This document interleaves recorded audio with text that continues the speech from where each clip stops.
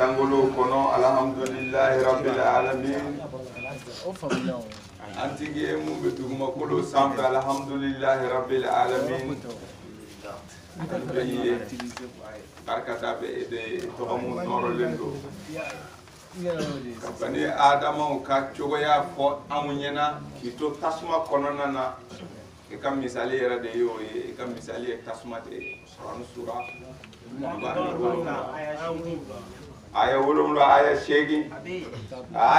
na akoko masatala tora tasma kono ka kuma nabi Musa fe ako Musa ne ala era de be tasma konona na de wanne ala dugara ma dugora ma mo be tasma konona na tasma bene alamini ko Musa ko gere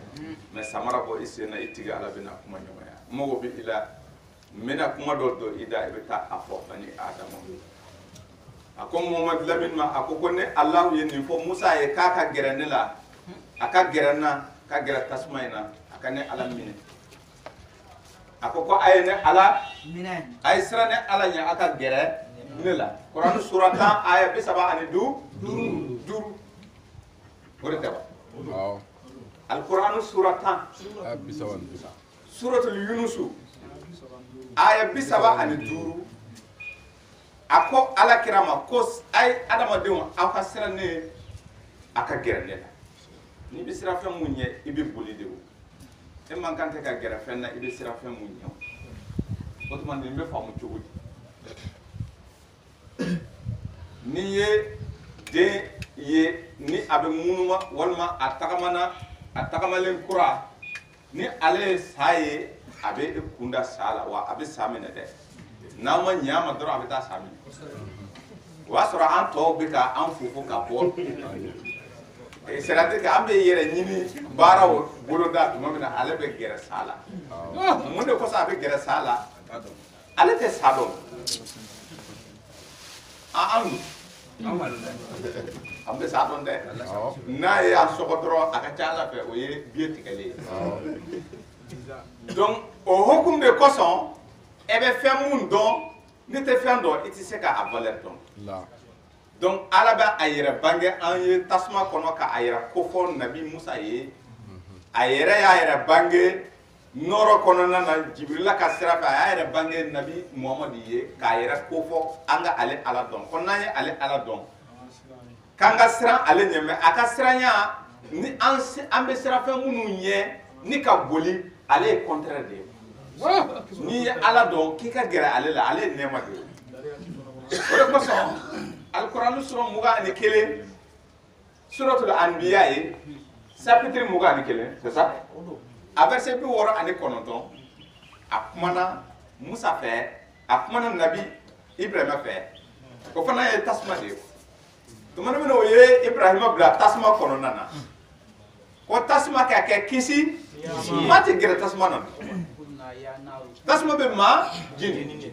nga ni kira mo ni ya fili tasma konona na ako tasma ka ke suma bere bele kisi bere bene ama tora tasma e konona bo ala kuma na Musa fe ka to tasma konona na ni sira na fenye tasma ide ale ala ko kale ba kono gere ban ni gere la iba ya atina ijini ko abike ne tasma ni nema de me ni e tora munu na iko ko ite gere tasma ina ite na ala so wore ko sa ko maate awla mumbe teme kata arjanna kono fika teme tasma ina suratu Maryam aya bi wuro na mate awla de niye dekreye niye latige mum sebena kabla ma de te mumbe teme kata arjanna kono na fo ika teme o tasma de o tasma de ala e ayo misali de ako kalete mo la ka suso ke misali e Quran sura ayo mbani woro ama ko wa ala be kuma ndale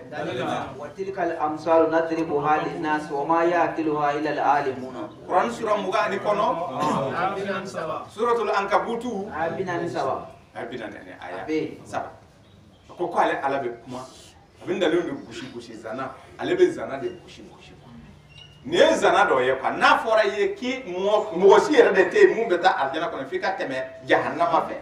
yana mai tasma de ni t'a faamu ta a bɛ taa ni suratul waqi'a kɔnɔna na k'a ɲɛfɔ i ye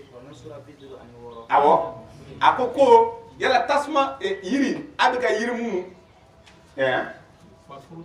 a bɛ ka tasuma bɔ yiri minnu na ko yala o yiri aw de y'a o yiri d'an ma ya o de kosɔn an bɛ to k'a fɔ ko yiri alimɛtini yiri alimɛtini afaraytumun nara allati turuna antum ansha'tum aw de ye o yiri turu aw de y'a danbaga ye walima anw de y'a dan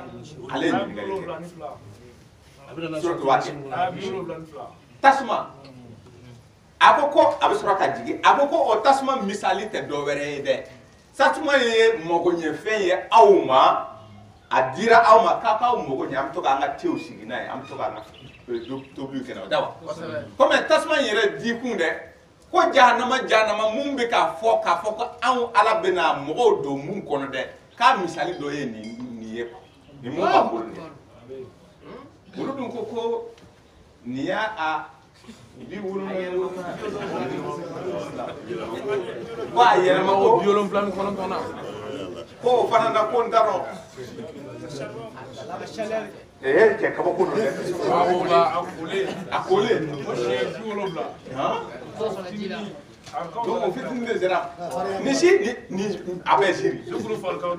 e ɲɛ bɛ tasuma mun na dɛ nin tasuma kelen de ye jahanama ye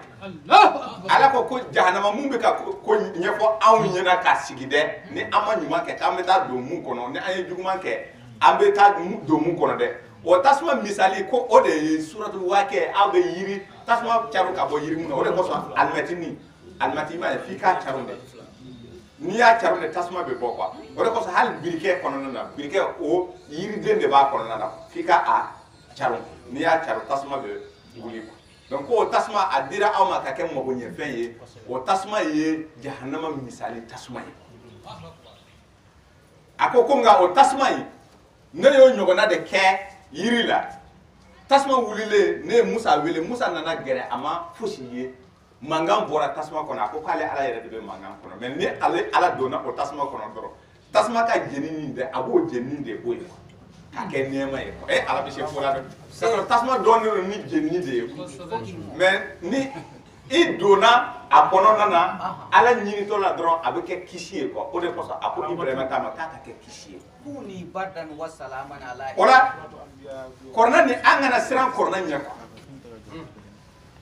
an ka don kɔrɔna kɔnɔ karamɔgɔ ninnu y'an gɛn ka bɔ kɔrɔna na pewu ka kɔrɔna yira ko gɛlɛya k'an mabɔ ala ka tasuma in na k'a sɔrɔ n'i ma nin minɛ i tɛ ala sɔrɔ i tɛ don alijana kɔnɔ cogoya si la ko maa si tɛ aw la mun bɛ don alijana kɔnɔ f'i ka tɛmɛ o tasuma de fɛ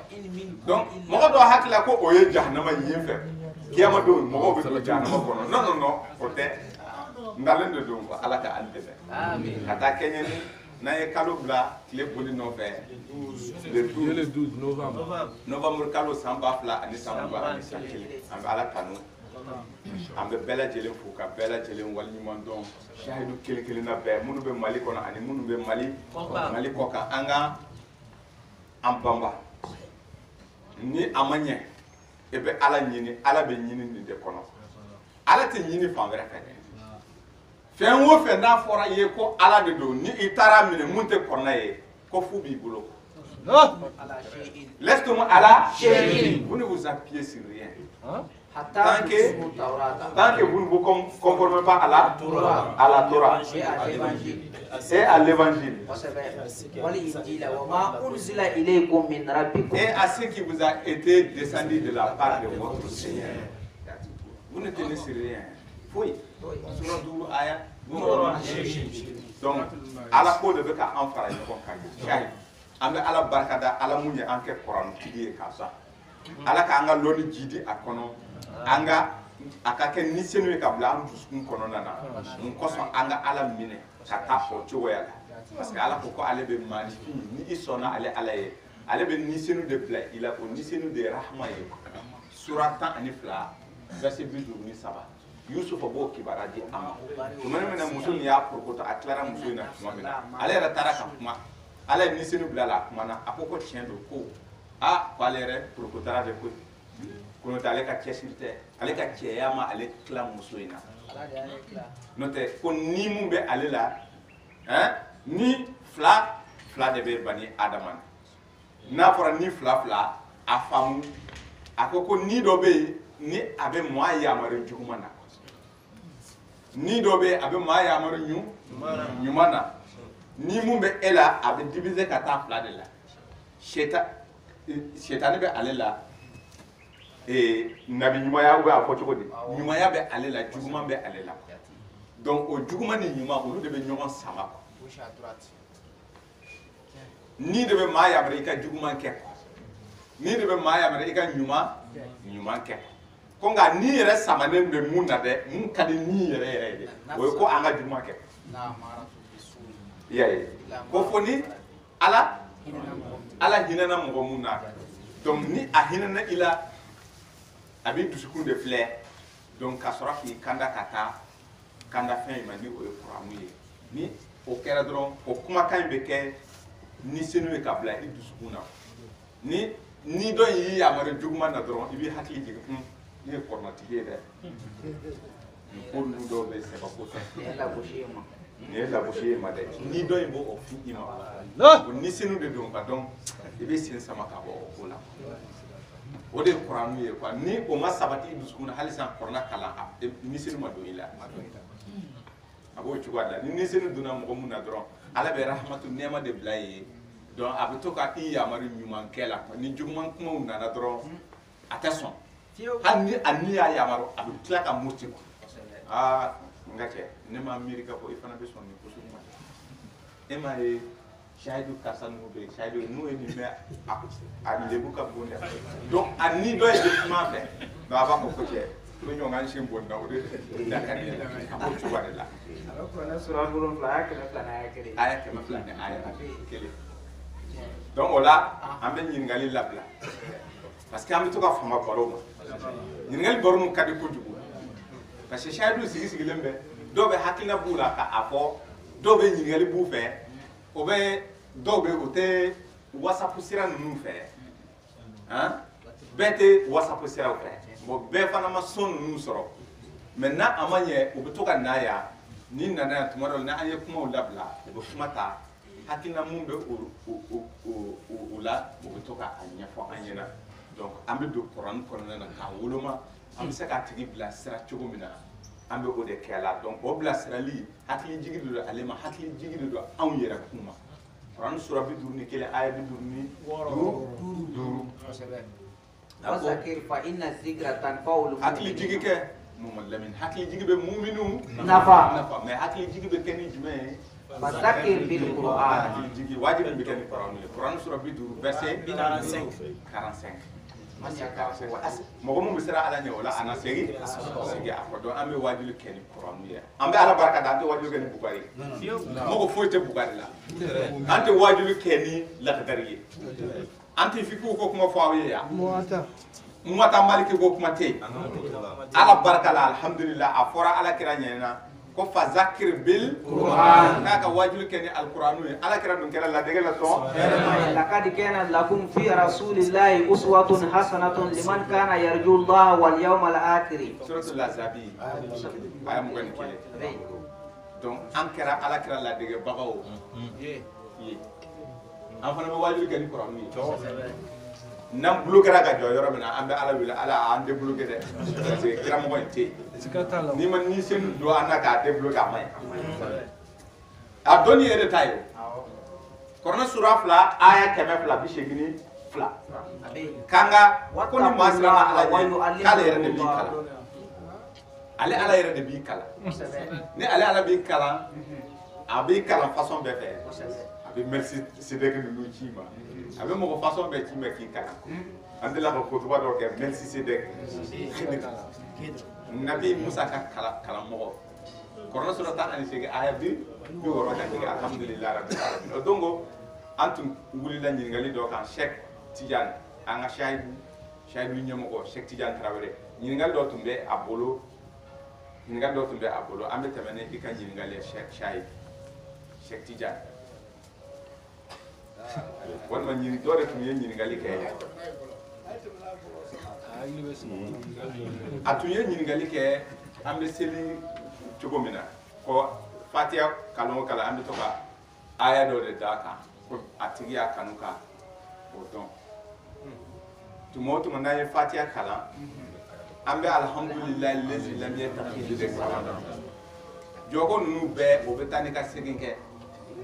bon ale ma a faamu sira o de tɛ wa donc o la an bɛ a tigi jaabi ka sɔrɔ ka tɛmɛ ni ɲininkali tɔ ye. Surah tan wolonwula nin bɛ yen aya 411 suratul Isra. alhamdulillahi allazi lam yattakhidh waladan wa lam yakun lahu sharikun fil mulki wa lam yakun lahu waliyyun min az-zulli wa kabbiruhu takbira. Shahidu bɛɛ bɛ se nin na. Shahidu bɛɛ bɛ se nin na. Yala a tigi ye ɲininkali kɛ munna an bɛ to ka sigi nin kan ka caya o tuma na yɔrɔ tɔw balilen don yɔrɔ tɔw balilen tɛ kɔrɔna yɔrɔ tɔw balilen tɛ mais an bɛ to ka sigi a kan kun dɔ de b'a la a kun de bɛ na ɲɛfɔ shahidu ye walasa i ka kun dɔn aya yɛrɛ a kɔrɔ de. Alhamdulillahi tanu bɛ Ala ye. Tanu bɛ Ala ye. Allazi Ala mun lam yattakhidh walada. a ma deli ka den minɛ den kelen den sɔrɔ kosɛbɛ. ale Ala tɛ den tigi ye. Ayi lam den yattakhidh tɛ ale walada. ye denbatigi tɛ ale Ala ye kana fɔ ko den dɔ bɛ Ala bolo k'a to o cogoya la ko ale Ala ka sanu ka bɔ o ma den tɛ ale Ala la. Kosɛbɛ. Walam yakun lahu sharikun fil mulki. K'i k'a dɔn k'a fɔ a ka masaya kɔnɔ Ala ka masaya kɔnɔ ani dɔ jɛlen tɛ masaya in na. Fiyewu.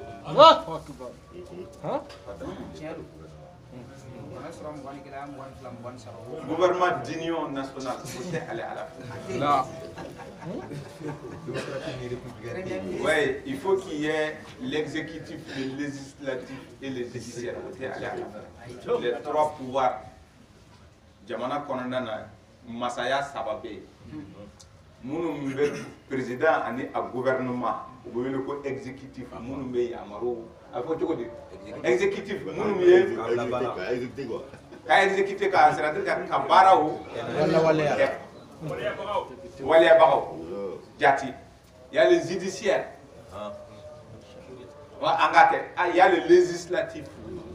c'est-à-dire que législation o ye fanga dɔ ye olu de bɛ sariya ta jamana kɔnɔna na donc député bulon o tɛ wa le judiciaire donc sariya in talen a bɛ di jamakulu mun ma faama minnu ma olu de bɛ kiiri tigɛ olu ye jugew de ye nin fanga saba de bɛ Mali kɔnɔ olu fanga saba de bɛ Mali mara bon ale Ala fɛ yen ko ninnu tɛ o cogoya la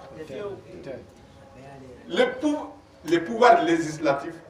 le pouvoir exécutif le pouvoir judiciaire a bɛɛ kafolen d'ale ale de b'a bɛɛ kɛ wa i y'a ye a ko garde corps Walam yakun lahu waliyyun min az-zulli. a ko ale Ala kɔlɔsilen tɛ quoi n'i kɛra masa ye f'i ka kɔlɔsi n'o tɛ u bɛ mugu ci la hali Amérique an b'a fɔ c'est-à-dire que Amérique président yɛrɛ surveillen don ka tɛmɛ bɛɛ lajɛlen kan k'a sɔrɔ fanga diɲɛ dugukolo sanfɛ yan fangatigiw fanga kun fila dugukolo kun fila la Yajuju ni o ma an delila ka baro k'a kan olu ka président bɛ garder o gardelen don ka tɛmɛ bɛɛ yɛrɛ kan i y'a ye bon ni olu gardelen don ka tɛmɛ bɛɛ kan yadɔ misɛnman ninnu kɔni tɛ fo misɛnman ninnu b'u ka pouvoir u ka sécurité sous-traité c'est-à-dire que fo u bɛ taa lakanabaga ɲini jamana wɛrɛ kan parce que o yɛrɛ dalen tɛ u ka jamanadenw sɔrɔdasi minnu bɛ a yɛrɛ ni minnu ye janjow kɛ dɛ a dalen tɛ olu la n'a kɛra président ye f'a ka taa riches ta ka n'a kɛ a ka garde corps ye walima a bɛ taa américains de ta ka n'a kɛ a ka garde corps ye walima a bɛ taa israéliens de ta ka kɛ a ka garde corps ye ko ale Ala tɛ o masa façon ye garde corps tɛ ale la ale wasalen don a ka masa a wasalen don a yɛrɛ ye a b'o fɔ Suratul Bakara kɔnɔ aya 200 aya 55 ale ala de d'ailleurs ale ala de garde corps ye ale de an kɔlɔsi bawe ale mɔgɔ tɛ kɔlɔsi la k'a sɔrɔ ale de ye masa ye sankolo ni dugumakolo bɛɛ a kɔlɔsilen don ale ala de fɛ wa ko kɔlɔsili dɛ k'a tɛ c'est o yɛrɛ tɛ foyi ye ale ala ɲɛkɔrɔ o ye kɔlɔsili tɛ fosi ye kabako ala ka ɲi dɛ y'a ye a bɛ k'a yɛrɛ danbe ni aya in kɔnɔna na kun jumɛn na an bɛ to ka ni aya in kalan o kun de bɛ na ɲɛfɔ aw ɲɛna a sɔrɔla ka mun fɔ wakabiruhu takbira k'i ka ale ala ka bonya kɔrɔta Allahu akbar y'a ye wa takbiruhu takbira y'a ye Et proclame hautement sa grandeur. Et proclame hautement sa grandeur. Aya ni kalana ni a kalana an b'a kun cɛ Allahu akbar e ala de ka k'i ko o kɛ donc mun de kɔsɔn an bɛ to ka ni aya in kalan a kalan kun jati jati an ka t'o ɲini suratu Mariyama kɔnɔna la Alkuran sura aya 88 ka taa bila aya 92 waqalu o y'u kanto ittakaza rahman waladan Ramani masa ye ala Ramani masa ye de dentigiya kɛ ko o ko ten ko mɔgɔw ko masa Rahamani ye dentigiya kɛ k'u y'a fɔ a ye nin mɛn dɛ a ye mun de tugu a la laqad ji'tum shay'an iddan k'u ye kuma cɛjugu fɔ dɛ ko o kuma nin dɛ kuma cɛjugu ma tɛmɛ a kan k'i k'a fɔ ko den bɛ ala bolo ala ye dentigiya kɛ kuma cɛjugu yɛrɛ de tɛ yen ka tɛmɛ o kan k'u ye fɛn fɔ fɛn minnu cɛ ka jugu tɛmɛ n'a ye takadu samawatu yatafattarna minhu a ko ni kumaden nɔfɛ den bɛ Rahamani masa bolo Rahamani masa ye dentigiya kɛ ni kumakan nɔfɛ ko sankolo a bɛ o kumakan goman fɛ a man di ale ala ye tellement que a man di ale ala ye ko sankolo mun aw ɲɛ b'a la dɛ k'a bɛ kɛ o kɔnɔ a ka cɛ ci ka bɔ ɲɔgɔn na mɛlɛkɛ ka buran kan donc o ye ko bɛɛ bannen n'a yɛrɛ a biriki kɔni o y'o de fɔ Mamadu Lamini suratu Israël kɔnɔna na a verset 92 voilà ka jigin k'a ka jigin ni sankolo biriki ye olu kan a morceau k'u ka a biriki ko u mago b'a la ko ni ciden bɛ ka ci mun fɔ ni tiɲɛ de don k'a ka biriki bɔ sanfɛ ko sankolo biriki ko k'a ci mun fɔ ni sankolo biriki cunna a ma ɲi dɛ i y'a ye a ko tellement que kumaden mun b'a fɔ ko masa Rahamani ye dentigiya kɛ ko o kuma tellement que a man di ale ala la a man di ale ala ye kuma in yɛrɛ de man ɲi a ko fɔ a bɛ kɛ sankolo ninnu kɔnɔ u ka cɛ ci ka bɔ ɲɔgɔn na ani watanshaqul ardu watakirul jibalu haddan dugukolo fana ka cɛ ci c'est-à-dire ka fosi ka bɔ an sen kɔrɔ o kumaden nɔfɛ k'olu ka firi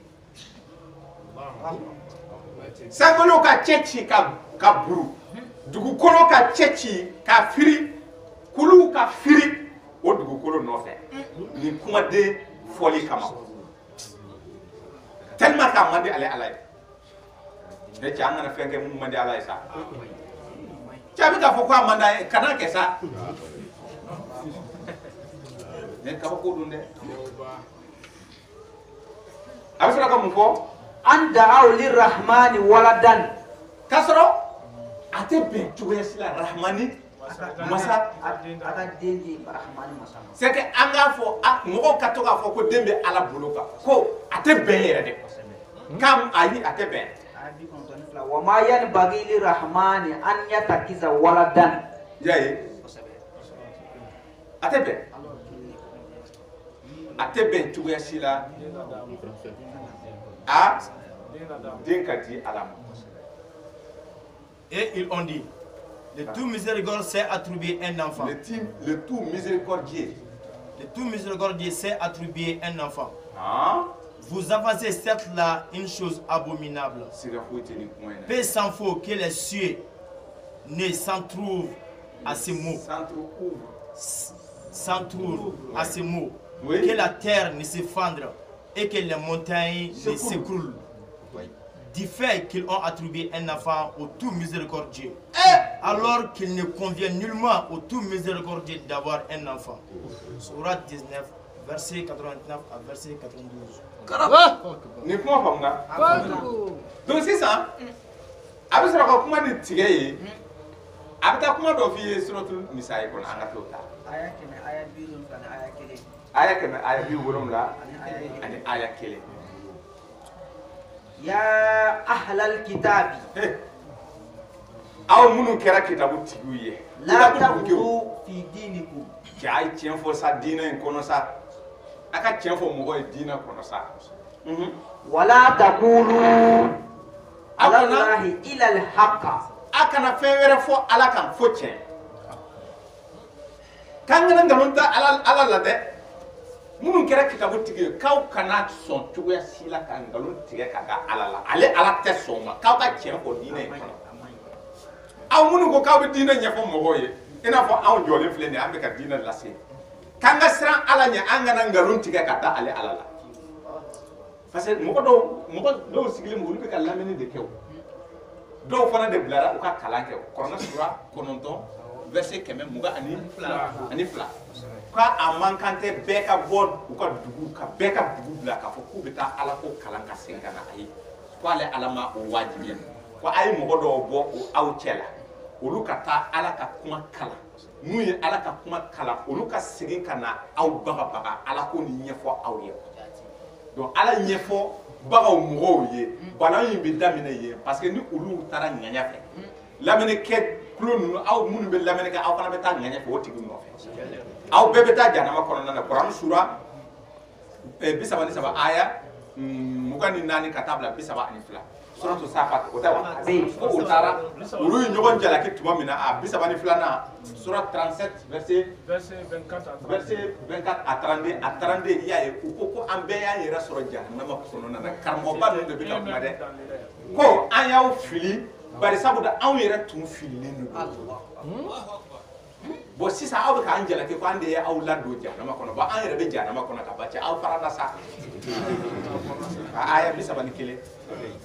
ko a ye farana an bɛɛ bɛ o jahanama kelen kɔnɔ aw b'an jalaki mun na comme ni y'a ye ni aw y'a ye anw ye aw lafili an bɛɛ bɛ yan ko anw yɛrɛ tun bɛ ŋaɲa kɔnɔ karamɔgɔ minnu bɛ diinɛ ɲɛfɔ ka sɔrɔ sura ni aya tɛ u ta tiɲɛna ka ban o tiɲɛnen don wa mɔgɔ minnu b'u nɔfɛ olu fana t'a tiɲɛna mɛ u t'a dɔn sisan ni an ye kɔrɔnɛ ko kuma fɔ aw bɛ kɔrɔnɛ dɔn ni mɔgɔ bɔ an b'a fɔ k'an bɛ kɔrɔnɛ mɛ an kɔni bɛ kɔrɔnɛ kɔnɔ sira fosi t'a la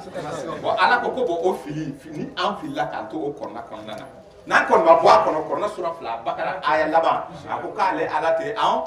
minɛ parce que kira ye Ala deli kɛ mun tɛ fili mun tɛ ɲina la yadillu rabbi wala yansa ale Ala kelen pewu de tɛ fili ale Ala kelen pewu de tɛ ɲina kɔrɔnɛ sura 2 verset 52 Chapitre 20 verset 50. a bɛna kuma dɔ fɔ kun jumɛn de la an bɛ ka alhamdulilahi lezi lam yattakizu waladan dɛ i y'a ye ka taa ni ka segin kɛ pourquoi an bɛ to k'o fɔ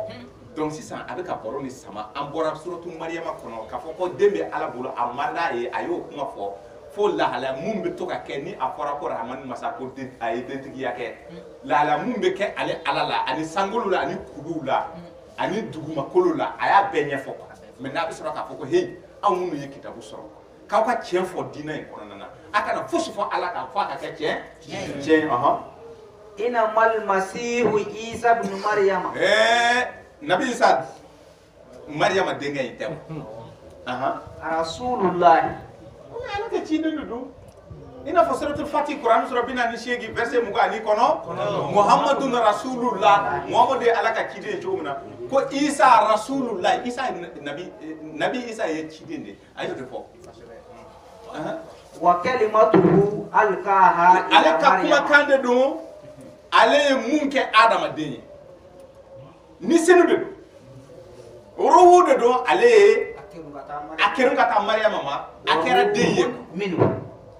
bon o ya a lamɛn dɛ a ko o Nabilahi Isa k'i ka da la k'a fɔ ko o Nabilahi Isa a na cogo de ye kabako ye n'o tɛ kabako wɛrɛ tɛ ko kabako bɛ se ka tɛmɛ fa tɛ mun na ba tɛ mun na Kurana sura saba ko fiye suratul Ali Imran a verset 59 a ko fa Adama Nabila Isa ka misali te do wɛrɛ ye an fa Adama ka misali ɲɔgɔnna de don an y'a dan ka bɔta dɔgɔ de la an ko kɛ dɔrɔn a kɛra an fa Adama kɛ a kɛra de y'a kɛ ale Nabi Isa fana kɛ de y'a kɛ Nabi Isa kɛra ale anw c'est-à-dire que an bɔra lawa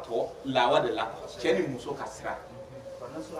Hawa fana a fɔra kɛ a bɔra cɛ la y'a ye ni mɔgɔ saba dani cogoya la olu ye kabako de mais ko kabako tɛ dɛ ko nin bɛɛ ye bɔgɔ de mais k'u ka tiɲɛ fɔ Nabi Isa kan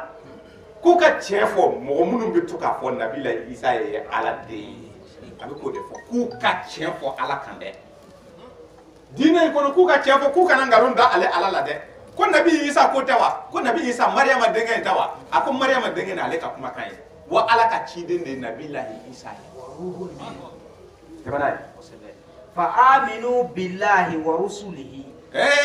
ay da Ala la ay da Ala ka cidenw na ay da wula dɛ tɛmɛna wala taqulu salasatun intahu khairan lakum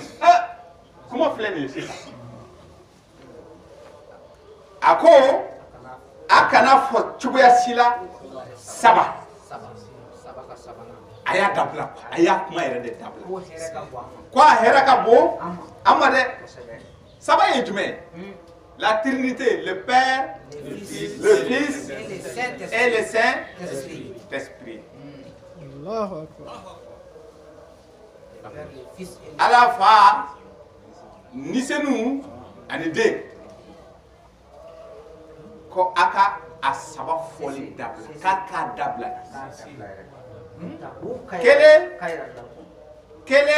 kelen c'est-à-dire que saba de bɛ kɛ kelen ye un Ala ye kelen ye nisenu bɛ yen a dan den bɛ yen a dan a fɛn saba de bɛ kɛ kelen ye walasa k'a faamu ni kun ja ka tile filɛ I ɲɛ bɛ tile kɔni na tile ye kelen de ye mais fɛn fila bɛ tile la yelen bɛ a la kalaya bɛ a la o b'a essayer ka Ala expliquer ni nin cogoya ye donc tile tɛ se ka taa yelen kɔ tile tɛ se ka taa kalaya kɔ donc Ala yɛrɛ o ne y'a filo lamɛn donc Ala yɛrɛ tɛ se ka taa Ala ya a kelen kɔni fo nisenu ani den ka fara donc a ye nin mɛn a ko o kuma fɔli ko kitabutigiw k'a dabila k'u ka jɔ pewu parce que tuma o tuma ni a fɔra tan k'a ka go ale a man di ne ye k'a man di ale Ala ye ko fo sankolo bɛ kɛ I n'a fɔ k'u ka buru ka cɛci ka kɛ I n'a fɔ dugumakolo ka dafiri kulu ka fili foyi kana to o y'a ko bɛɛ dabilalen o tɛ ko bɛɛ dabilalen donc tuma ne mina a ye nin fɔ mɛ I y'a ye kelen 111 o 1 mun jɔn de b'o fɔ an ka taa suratul Tawba ta a verset 30 Oh gens du livre, n'exagérez pas dans votre religion et ne dites d'Allah qui est la vérité. Le Messie Jésus, fils de Marie, n'est qu'un messager d'Allah. Sa parole qu'il envoya à Marie est un souffle venant de lui. Croyez donc en Allah et en ses messagers et ne dites pas toi, cessez, ça sera meilleur pour vous. Allah. Surat 4, verset 171. Et il y a donc à ta Tawba ta chien kele. Tawba. Surat 9, verset 30.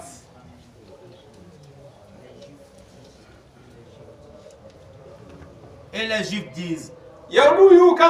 Uzair est fils d'Allah. Uzair est Allah de. Et les chrétiens disent, quelqu'un fait le Christ est est le fils de Dieu. est le fils de Dieu. Nabi Isa est à la dé. Allah est avec un propos nati. On a ou bien mon fola. Uzair. Non, tu Uzair donc. Ante la khutuba doke Uzair ka. Toko Eli. Eli de Uzair. Et janjo toko de Uzair. Donc mo chamante a donc abo Eli de do. Ena fo suratu Maryam korona suratani konondo.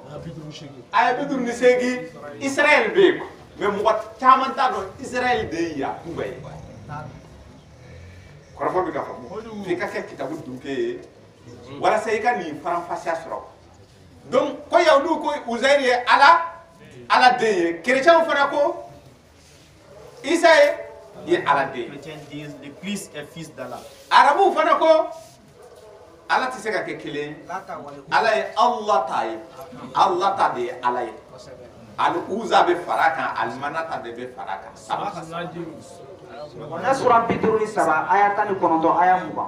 Afara aitumul lata wal uza. Aw ko cugudi de Allah ta ni kibara kuma ko la Wal uza. ani uza Wal manata salisata al ani ukra. sabana na tuguni. Arabu fana ye o tuwa kelen de. Munu nana ni Qur'anu ye. Ka dina nyangami ka dama. Ka mbo korna ka ko ka kitabu sebe ka do ancien kono. Olu fana be ni de kan ka foko ala ko ni kelen ko ni tese ka nye. Donc tumana mena o ye din fo kele sigma yoro saba 111 ambe o de leje 1 ka ta do bakar ko Quran sura aya kemane aya tani kele suratul baqara Wa qalu o yu kanto lan yadkhul al jannata illa man kana hudan aw nasara. aljana ko ndatu bulen do ko fa ni ka kay yawde wal manna Nasara. do aljana ko yayi seke ni ko no madam na bide na afara wula kerkete do aljana ko yawde te do aljana ko Yere ke directeur. awo ki reke aljana tibi yere bekra aljana tibi yayi yawdu ko pour que ka do aljana ko fi ka kay yawdu ye ni ma ke yawdu ye abada isinte do aljana ko ni ma ke nasara abada isinte do aljana ko ala mule mo ku jabi Tilka amaniyuhum. ko ni de o ga jigi ya kuma o ye ko yayi Qul hatu burhanakum in kuntum sadiqin. Mohamed Lamine afu ye ku kana ni dalilu ye ni o ye tien si sont véridiques ils n'ont qu'à apporter des preuves par rapport à ce qu'ils sont en train de dire. Yayi 1 de B o 1 ayo de ke 1 kata beni o ka kuma kan jabi lima korna sura tani wolo na verset 1 verset 111 sura Tafsir al-ayat bil ayat. tafsir al-ayat bil ayat Fil Quran. odo ay mu ko o aya la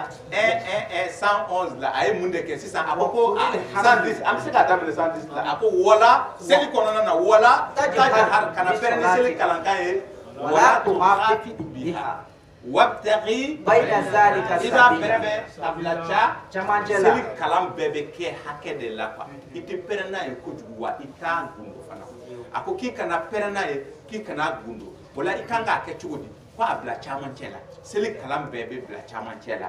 otawa wala tajhar bi solatika wala tuqafi biha wabtaghi bayna zalika sabila. abisra Wa qulil hamd. ki ka soroka fo yaye yamaru de do ne c'est un ordre ki ka soroka fo ki ka mu fo alhamdulillah allazi lam yattakhidh waladan ولم يكن له ولم يكن له شريك في الملك ولم يكن له ولي من الذل وكبره تكبيرا. الله اكبر. لا إله إلا الله ولا إله إلا الله ولا إله إلا الله ولا إله إلا الله ولا إله إلا الله ولا إله إلا الله ولا إله إلا الله ولا إله إلا الله. الله أكبر. Ni ne koso ni i ye suratul ikhlasi ta Qul huwallahu Qur'an sura kɛmɛ ani tan ni fila. kul huwallahu kalanko siɲɛ kelen Suratul Ikhlas. bi comme i ye Kur'an jigi siɲɛ saba c'est que a tigi yɛrɛ de ye kafiri ye a tɛ fɛn dɔn quoi c'est à dire que Bighairi ilmin. f'a ka c'est que kuma o kuma mun bɛ diinɛ kɔnɔ f'a ka a dansago i m'a ye ko dansagokɛlaw a bɛ fɛ ka kuma dɔ de ɲɛfɔ mais a t'a a fɔcogo fɔ a t'a dɔn f'a ka ziiri dɔ dilan a la mais a bɛ fɛ ka mun de fɔ harijatigi bɛ fɛ ka mun de fɔ nin ye tan mais ala yɛrɛ ye mun de fɔ e tɛ yɔrɔ si kalan kɔnɔna na wolonwula minnu bɛ ala tanu ko fɔ ani i yɛrɛ kun ka kisi ɲinitɔ la ani ka dugawu kɛ i yɛrɛ kun ye ko ala k'i bila maaw ka sira kan nɛɛma kɛra minnu ye bisimilahi rahmani rahim a ko walqad atainaka sab'an minal masani wal qur'anul azim qur'an sura 15 chapitre 15 verset 87 chapitre 15 verset 87 a ko nous t'avons donné 7 versets répétés ainsi que le Coran ko an ye wolonwula d'i ma ayaw la minnu bɛ taa ni ka segin kɛ aw ka fila filaw kɔnɔna na olu bɛ taa ni ka segin kɛ aya wolonwula nin bɛ taa ni ka segin kɛ ani kalanfɛn o kalanfɛn in sisan a ko Kuran suratul Muzammil kɔnɔna na a verset 20 faqra'u ma tayassara min al-Qur'an. fɛn kalan mun ka nɔgɔ i ma kalanfɛn in na y'a ye tɛmɛ n'a ye faqra'u ma tayassara minhu wa aqimu salata. fɛn kalan mun ka nɔgɔ i ma o kalanfɛn in na o kɔrɔna in yɔrɔ la mun ka nɔgɔ i ma i ka seli jɔ ni ale ye mais ala sɔrɔla k'a f'i ye mun ka di ale ye k'i ka mun kɛ k'i ka mun fɔ seli kɔnɔ mun ka di ale ye a y'o fana fɔ ka fara a kan n'i tɛ se o la a tɛ jigin i la n'o tɛ a y'a f'i ye wala tajhar bi solatika wala tukhafit biha wabtaqi bayna zalika sabilan wa qul alhamdulillahi i ka sɔrɔ k'a fɔ alhamdulillahi lazi i kan ka mun fɔ a y'o fɔ munna k'i ka to ka nin fɔ k'i ka maaw jaabi dɛ maa minnu bɛ to k'a fɔ ko den bɛ ala bolo ni a man di ala ye quoi c'est à dire que i b'a fɔ ko sankolo ka to ka kɛ ten donc i fana k'i kana seli pewu f'i ka hakili jigi kɛ k'a fɔ ko ala den t'ale bolo parce que an de ye a ka avocat ye a tɛ komi a tɛ se k'a yɛrɛ défendre dɛ mais a ye an de bila an ka to ka ninnu jaabi kɔ a fana bɛ sigilen min a bɛ to k'an lajɛ voilà ko n ka élément gɛlɛnw filɛ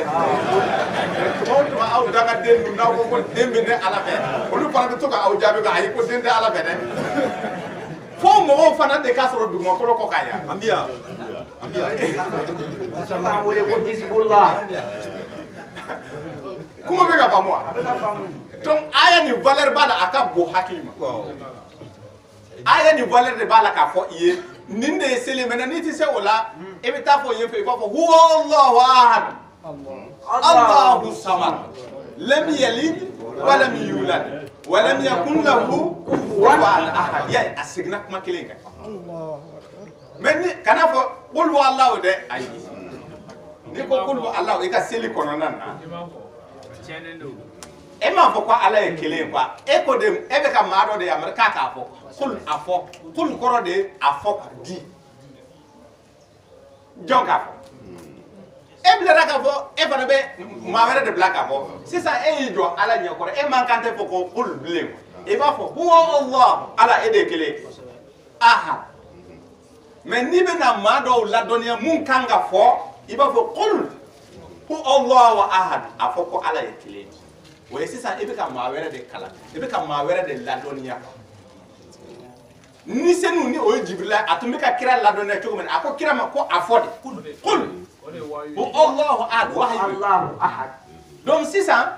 ni kira fana bɛ an ladɔnniya mun kan ka fɔ a b'a fɔ an ɲɛna qul hu Allahu a y'a fɔ ala ye kelen mais sisan ni e bɛ mina i ma don ala la k'a fɔ ala ye kelen e man kan tɛ k'a fɔ bilen a y'a fɔ i b'a fɔ Allahu ahad ala e ye kelen Allahu samad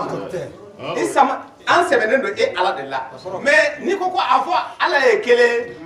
o sɛbɛnnen don e la non a ma ɲɛ dɛ a ma kɛ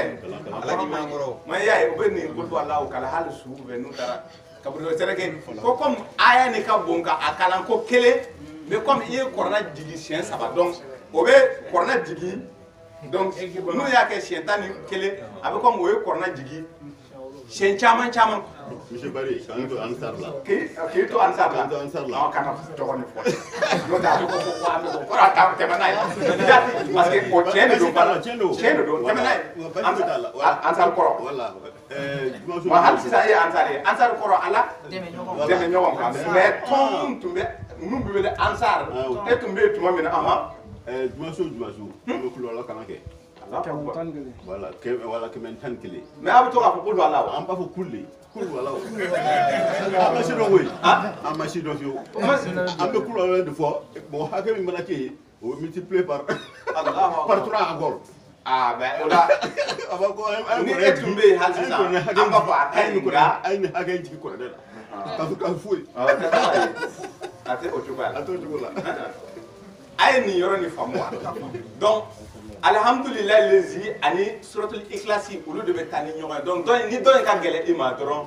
duguma sura nunu qul huwallahu ahad allahu samad abet ko kala mais ni ba kala ka seli kono doron iba ko huwa allahu wal ma allahu ahad iba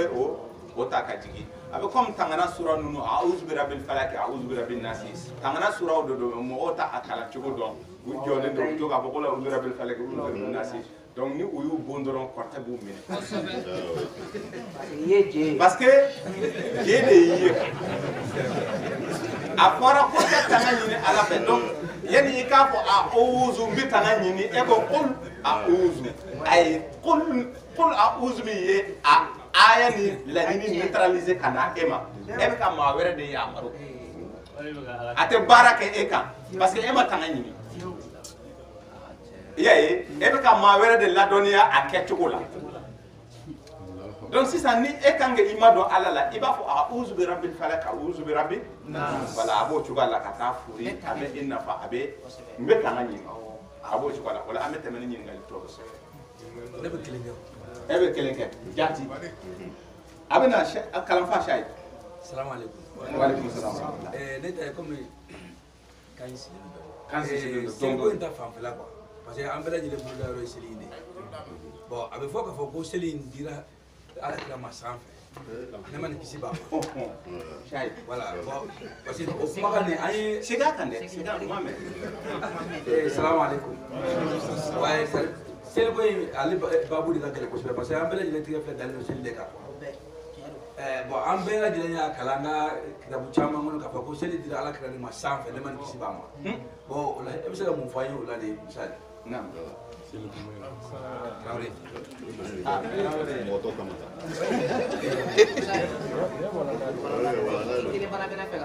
Kelen fana bɛ e fɛ ka fara Musa y'a kɛrɛmɛ bɔ dɔɔnin bɔ a la.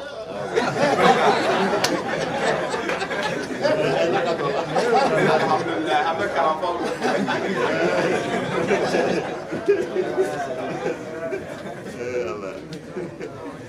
a ko ko a bɛ fɔ an ɲɛna ko seli dira ala kira ma sanfɛ yala ko o bɛ cogo di an bɛ mun kɛ k'an ka kalanfa jaabi ala ko de ye ko seli jiginna ka d'a ma de seli ko kuma bɛ fɔ alikuranɛ de kɔnɔ akimi sɔlata seli jɔ Mamadu Lamini yɛrɛ kun de don seli jɔ akimi salata a bɛ kuranɛ sura 11 aya 100 aya 14 suratul hud a bɛ ka fɔ a ye kitabu jumɛn kɔnɔ qur'ana wa nunazzilu min al-qur'an a aya a sura 10 sura 17 suratul Isra'i a verset 78 a fɔra a ye ko seli jɔ akimi salata siɲɛ 2 seli 5 tɛ wa a ko Mamadu Lamini ko kora sura 20 suratul Taha aya 14 akimi salata seli jɔ c'est un ordre 3 a ko kora Ankabutu surat chapitre 29 verset 45 ay bi nan ay mu fo akimi salata seli jɔ nani a ko Mamadu Lamini suratul Luqman kono surat chapitre 31 verset 17 ay mun fo ay akimi solata akimi solata o mo se abi ka fo ay yoro jume Qur'an kono ala ko wanu nanzilu minal Qur'an ay Qur'an jigide Qur'an dum nana ama domina akera duguma fora ko fa anzim wuli e mun be firifini ko ne kera ba ba ali kala e kan mun ka so la ka be faye ama faye sa te ngalon kaka wuli ka bo biri suratul munzamin verset folo ka he e mun be biri wuli e kera ba ali kala me o ba ali o ko son wa fo ko malaka so la ka faye ko 600 ba ali ti se ka ke kalanko ikra Muhammad Lamine bi kalan ke ni tigi ala to Qur'an sura bi kono toni wo nyaamina re ko Qur'an sura bi kono toni woro de sura folo mum fora ay afora kaga kalanga yano o je kuma do de fora ikera bagabali ikera kide o de fora wuli ka bo bir fini kono ko kuma kelen de ko kuma folo de kera ala kra donc sura folo ni sura do kanga ke folo o suratul mudassir na sura biuro fla anani aya folo abe donc tumana mina afora ikera kide ye afora ko kalanke ni tige ala to amina illa doniya fiamuna ikunte fiamunu doni bikika siraye Quran sura bi kono toni woro ala sorola ka jibrila blaka la doniya akanga mun ke ni yamaru kan ye korona kono nana seli wakati duru ni ka be faye ko seli wakati duru de ibajo duru aha wani bajo ibi nyesi koroma Quran sura fla a verset keme binani nani a verset keme binani kononton a verset keme biduru inyesi alkaba masjidul haram ayaw nyesi masjidul haram inyesi masjidul haram ayaw nyesi masjidul haram abe farale nyongon kan duru chen duru wa afora kirama selijo ay selijo dede selijo akimi au singulier accompli 5 corona bela jelen corona o be ka kesam de bon ala de o corona kele ala ye mune fo ala kira nyina suratul ala kono na sabi sura averse laban nu tani sheki tani kono to sufi ibrahim inna haza la fi sufi ula sufi ibrahima wa musa mais kaba ko ye muye ko ni kuma kan bora musa ka gafa korde la mais o du kama ko to me sanfa ko biduru de dira ala kirama sel biduru o de daba ko a bora ala fe abika jigi ko ye musa ye nano kaba ko yonna o ko ni nyogon umbe yoro do la musa ko che ko ngache ko e be ka sedi ako kawo kiba kana durna la ane anta do de akati galona ko musa ko ko yi sen sura ko ne tiga ala sel bi ko sel bi ko kati ki manto te se ni kacha ko se ka ala ke telia ko ne do ki ma sigi ika manto mo ko awa ala ka yamaru dile sisan kira do de bena ko yin kira ba manya akira ta do mo ye mo acha tikite pendo o ya la segi kata ako ndano ay asera ka o yansi wera de nyina ala fe asara de da ko mo wa ko kere ko ayel na tugudi asegna kata yin tugudi o netaro aya fo musa de ya fo ko atenye de wa mais asa momo de yo fo ala yo ko musa de ko akacha akamanto mo te se wa ale de tara fo kun tigala kom me ka manto te se de ikando wa ko nyeduru bola donc ato e binani du asegina kana tukuni musa ya kumbe ko che ko ngache ko akko kera tukuni ko alhamdulillah ko doni bora ko juli ko duru ya famani ako musa kama ko segi ku te se ni fana ko non ka tara duuru wɛrɛ bɔra la o tor'o la sanni ka segin est-ce que wagati dɔ la est-ce que kira yɛrɛ ma musi a mutira Musa bolo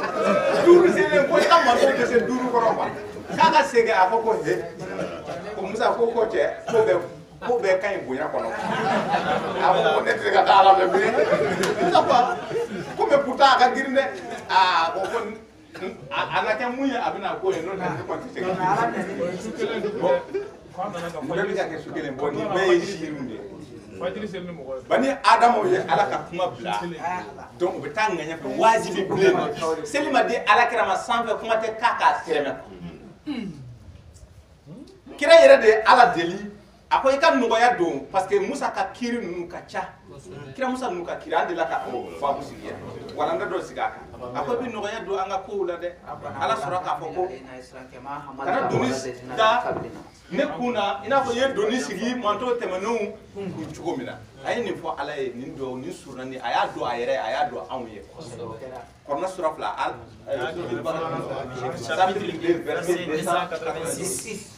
donc tumana min na a ye nin kɛ Ala sɔrɔla ka kira jaabi suratul A'la kɔnɔ kɔrɔna sura 87 ani 7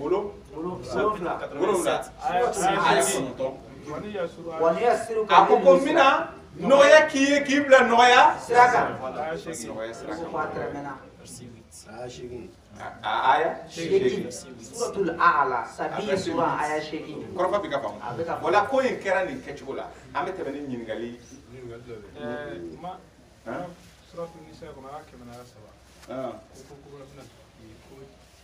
ko kuratina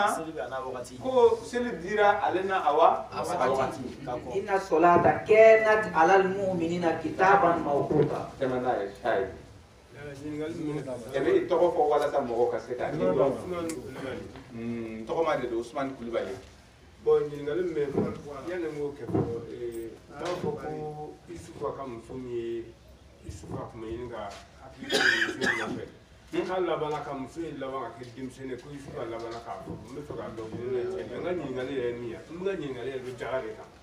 parce que anw ye mɔzɔnw de ye en même temps an bɛ sɛnɛ fɛnɛ na bon u bɛ jaga fɔ cogo min na n t'a dɔn ni sɔrɔla sɛnɛkɛfɛnw ta kungo kɔnɔ ta kɔnɔ an b'o faamu sanji bɛ min mɔ an b'o tana di mais i bɛ min an bɛ nakɔ foro min sɛnɛ ko fɔlɔ ko jaga tɛ nakɔ la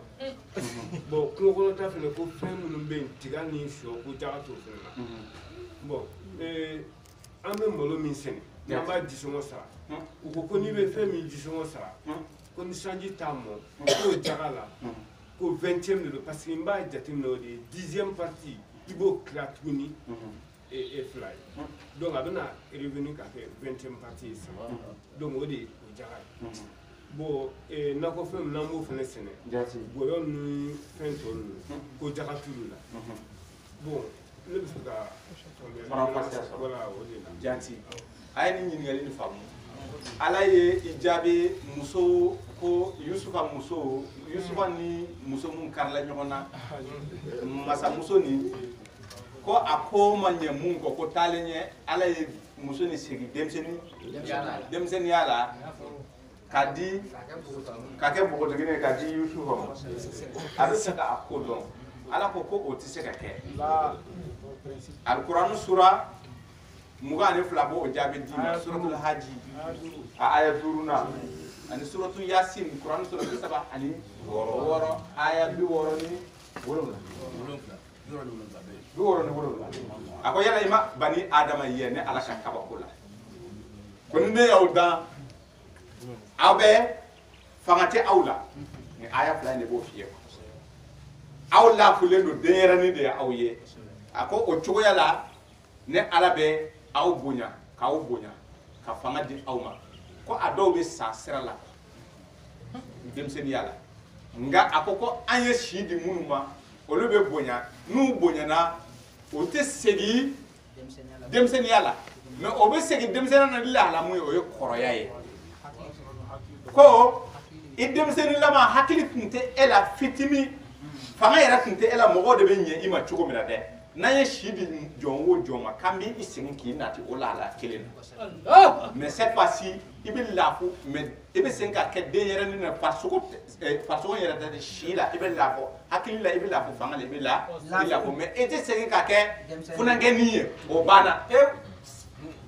donc o kuma in tɛ tiɲɛ. N'a ko foro Shayi Usman Kulibali Korana sura 6 bɛ i jaabi aya 441 chapitre 6 verset 141 fɛn o fɛn i bɛ mun turu o ala mɛ dɛ ko e bɛ mun turu wa ka kɛ nakɔ foro ye ani ala yɛrɛ bɛ nakɔ foro minnu turu aw ye ka sɔrɔ e bolo ma turu i n'a fɔ mangoro foro bɛ mɔgɔ ma turu i n'a fɔ boyaki bɛ yen mɔgɔ ma turu ani forontobani i t'a sɔrɔ a dɔw bɛ mɔgɔ si ma turu ko o wo ani e yɛrɛ ye mangoro kisɛ ta ka taa yɔrɔ dɔw ɲini kɛ i ka foro tigɛ ka mangoro kisɛw dan ala ko k'ale de b'a falen n'a falenna n'a kɛra mangoro yiri ye n'a denna ko a fɛn bɛɛ lajɛlen ni a denw mɔna k'ale ala ka hakɛ bɛ ala k'anw ta kɛlɛ o mɛnna sisan e ko ko ni sɛnɛ kɛra e bɛ nafolo mun don sɛnɛ baaraw la o de tɛ wa donc o sɛnɛ comme e ye engrais san k'a don a la ka jisɔngɔ don a la o tɛ wa donc n'a mɔna ni e ye tan in bɔ k'a tɛ se ka ɲɛ o m'o de f'i ye wa ala ka kuma jɛlen don a ko k'ale tɛ bin maa kan kurani sura 17 o de don ale tɛ ɲinini kɛ suratul muhammadu sa suratul muhammadu verset 37 surat 47 suratul muhammadu verset 37 ale ala tɛ fɛn ɲini i ka sɔrɔ ka siɲɛ fila ale tɛ jaka ɲini i ka sɔrɔ ka siɲɛ fila kuma jumɛn de y'o ye o la ɲinan wari dɔ b'i bolo e y'o jaka bɔ ka ban donc e taara nakɔ foro tigɛ e bɛ ji sara ni o nafolo ye k'a sɔrɔ o nafolo jaka bɔlen don ka ban dɛ han donc e ye nafolo hakɛ mun don a la ni i ka sɛnɛfɛn in mɔna e bɛ o valeur de tigɛ ka bɔ sɛnɛfɛn in na ni bɔrɔ 10 de bɛ e ka jisɔngɔ wari saniyali mun don baara in na ni bɔrɔ 10 de bɛ bɛn a la walasa a ka i n'a fɔ an ka kɛ misali la e ye 20 don ji la ani engrais 20 donc n'a ko foro nana mɔ tuma min na i ye bɔrɔ caman sɔrɔ i ye bɔrɔ 100 sɔrɔ donc ni bɔrɔ 10 de kan ka bɛn i ka 100 in na i bɛ bɔrɔ 10 in bɔ a la ale tɛ jaka kɔnɔ bilen o ye ka wari ni valeur ye donc sisan mun tɔ tora dɛ o de ye tɔnɔ ye i b'a bɛɛ jaka bɔ sango ta kelen bɔrɔ nu tila sango ta kelen i b'a bɔ o b'o cogo la kɔrɔfɔ faamuna suratul muhammad de b'o fɛɛrɛ d'i ma quoi ale tɛ bin ni kɛ mɔgɔ kan siɲɛ fila i ye nin faamu ɲininkali wɛrɛ jumɛn bɛ yen Shayi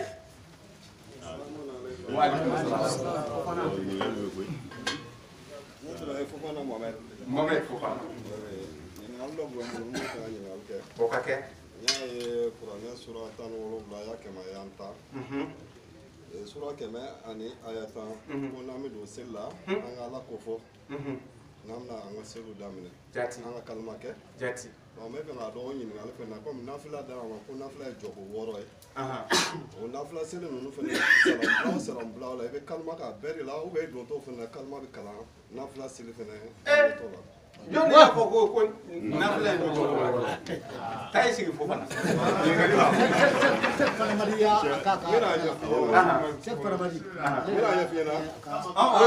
ye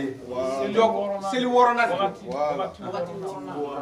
o fɛn kɔnɔna la nafila seli la a komi docteur Cheikh Fanta an bɛ di ka ɲɛfɔli la an y'a k'a fɔ nafila ye fɛngɛw de ye fila awɔ donc yani fila wo i bɛ kalima de kɛ wa ayi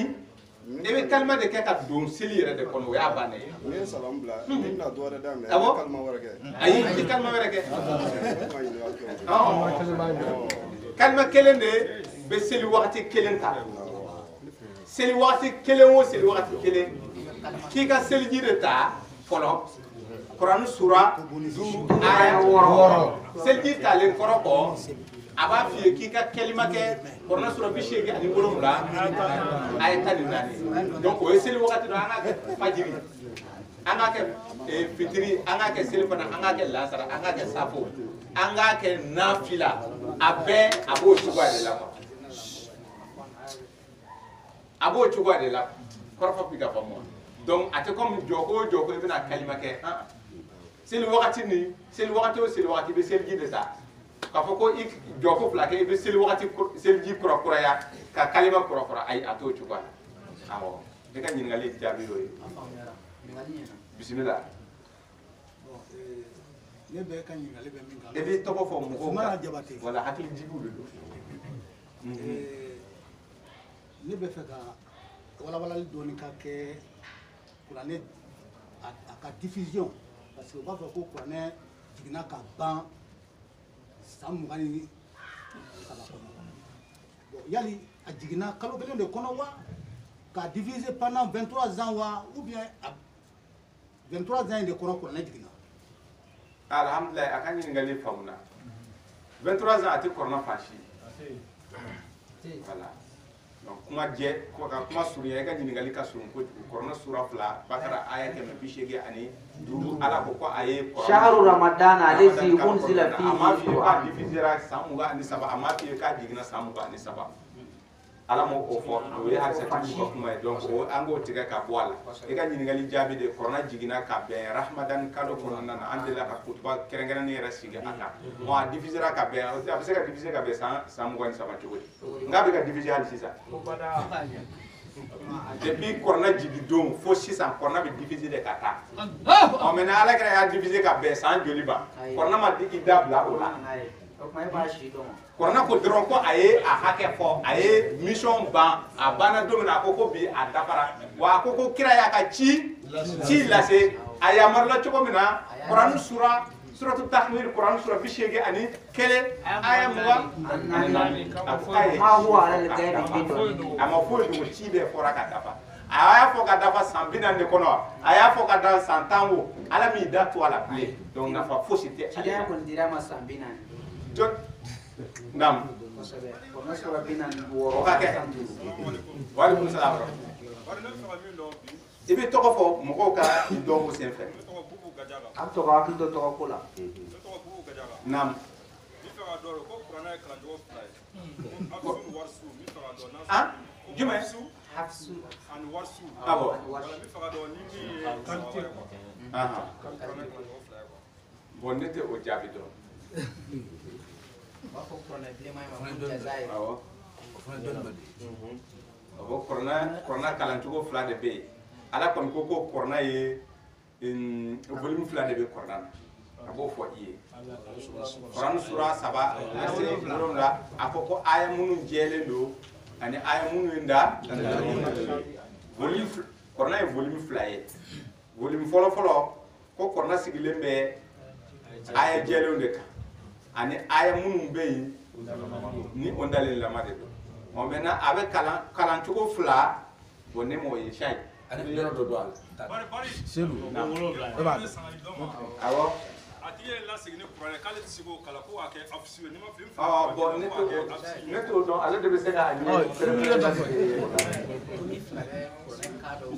awo afamna yo famu ne yo famu c'est-à-dire que faida te kuma ina kuma bodo no qul huwallahu ahad allahu samad utewa akala tuko do tewa qul huwallahu ahad utewa ahad be mo ko kala tuko te kele afa ko de fo waduha bon alhamdulillah rabbil alamin bismillah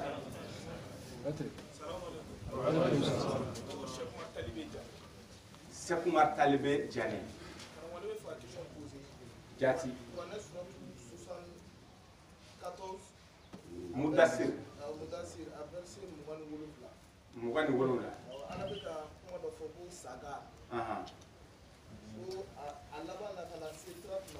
Faut que table à 31 ans.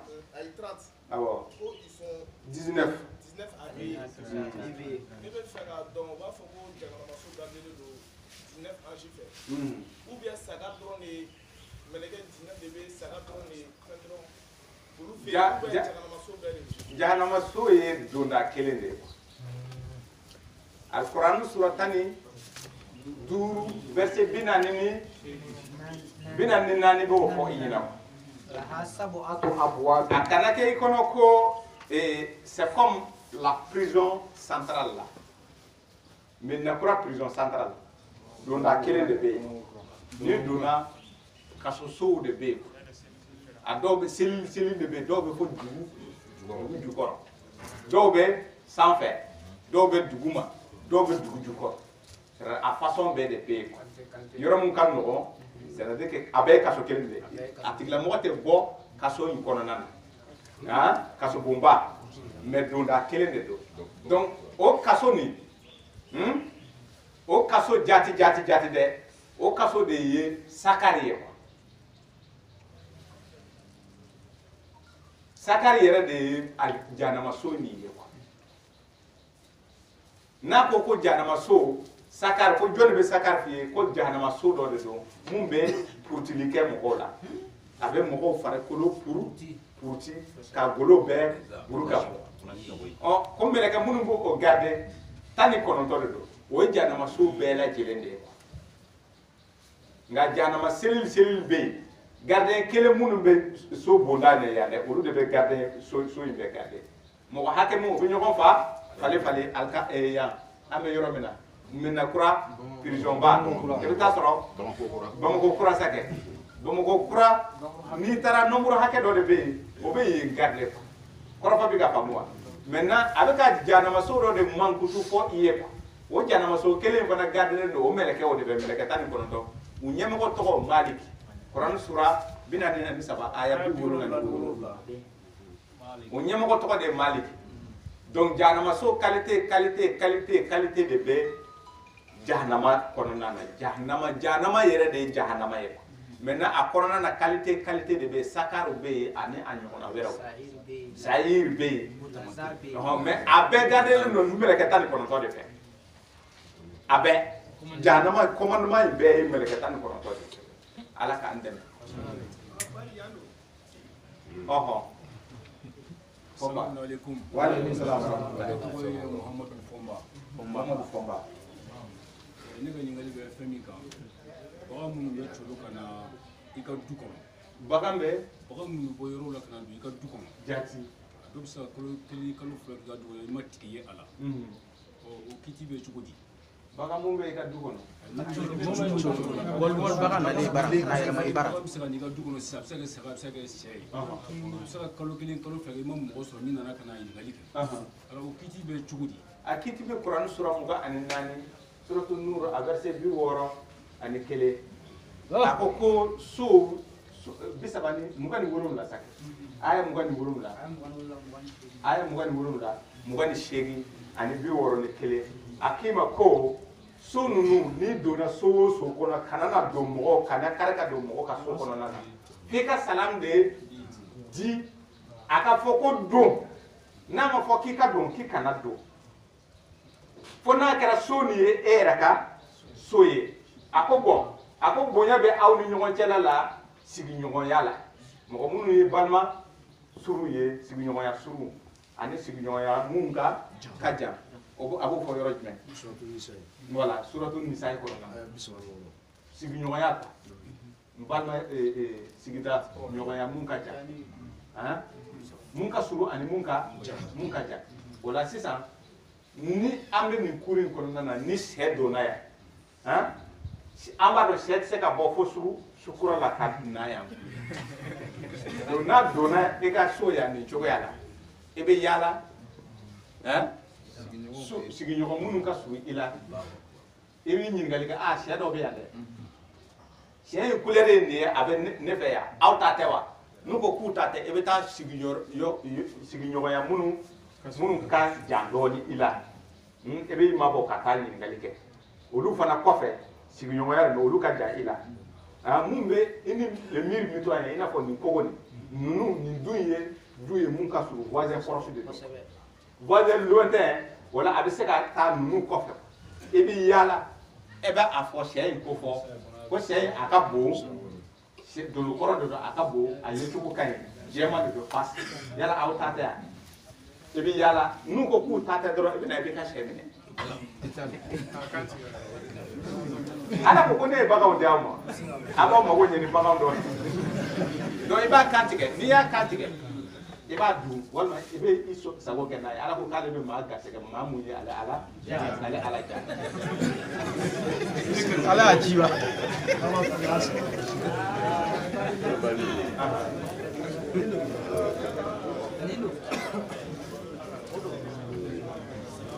waaleykum salaam wa rahmatulah i tɔgɔ ye Zanjara naam sogo i n'a fɔ bagan sogo n bɛ segin a kan parce que yɔrɔ ka jan dɔɔnin fɛn minnu haramayalen don mɔgɔw tɛ sɔn wulu ninnu ni so awɔ jati i ka ɲininkali jaabi bɛ kɔrɔna sura 5 kɔnɔna na suratul Maida aya 7 bagan minnu tɛ se ka dun a b'a f'i ye ko bagan mun fagara a yɛrɛ ma walima o ye ɲɔgɔn a sara a yɛrɛ ma bagan mun sara a yɛrɛ ma an ma se k'a kantigɛ a ni bɔra walima bagan ye ɲɔgɔn tu dɔ sara an ma se k'a kantigɛ walima bagan dɔ binna fossé kɔnɔna na k'a kan kari a sara a ma se ka dun n'importe quel bagan o bagan k'i kana dun a ko ani bagan minnu kantigɛra fɛn wɛrɛ kan ni ale ala tɔgɔ ma fɔ a kan parce que a ko ale ala tɔgɔ ka fɔ bagan ninnu kantigɛtɔ la a bɛ kɔnɔ sura 6 baganw ko fɔ sura verset 119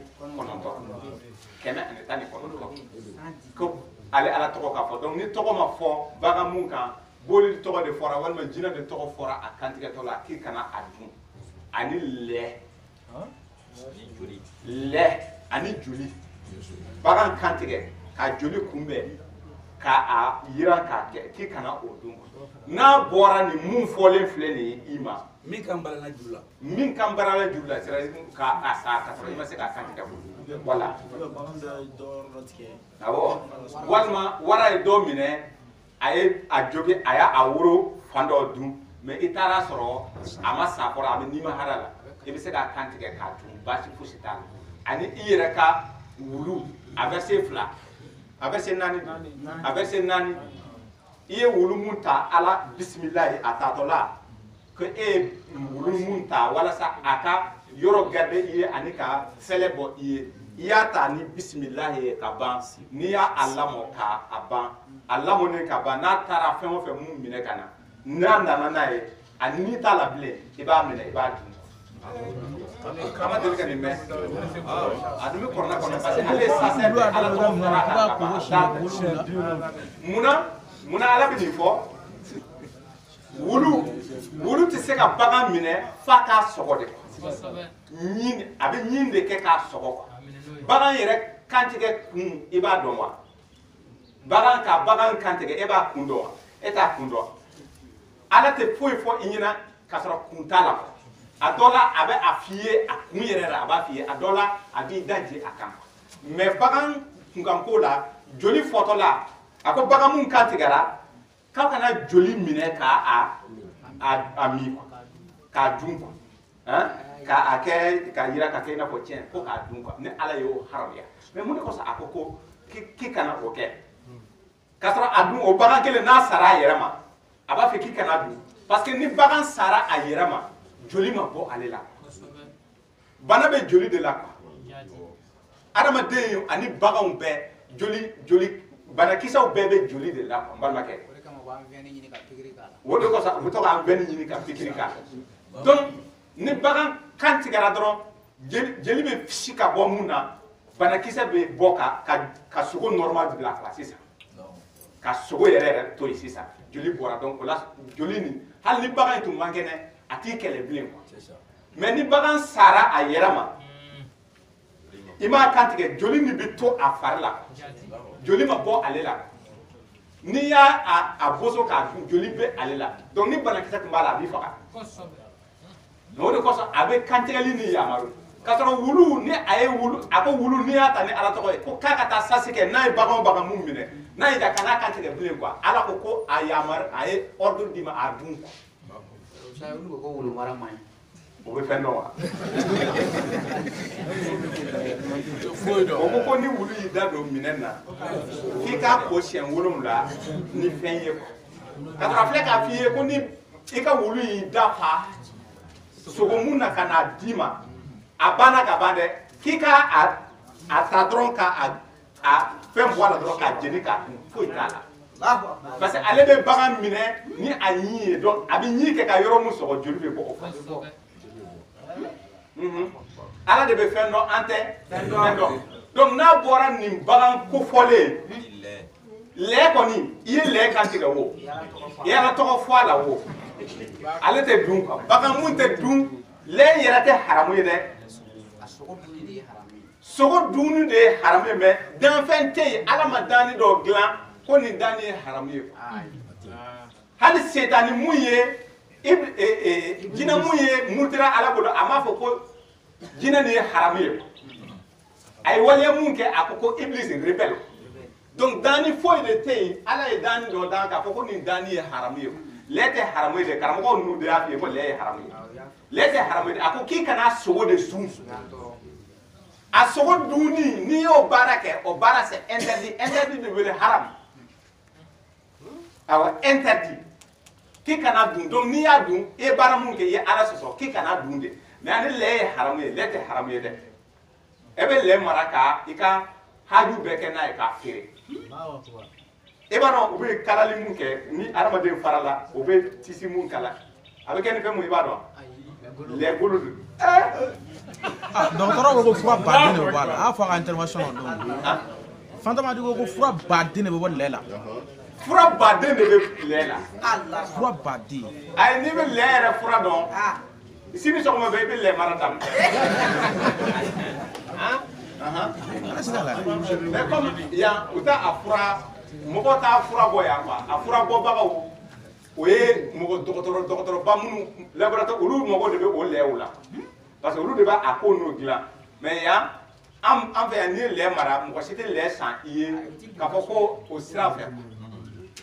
minnu bɛ kelen minnu bɛ na san i bɛ taa sɔrɔ u bɛ taa dun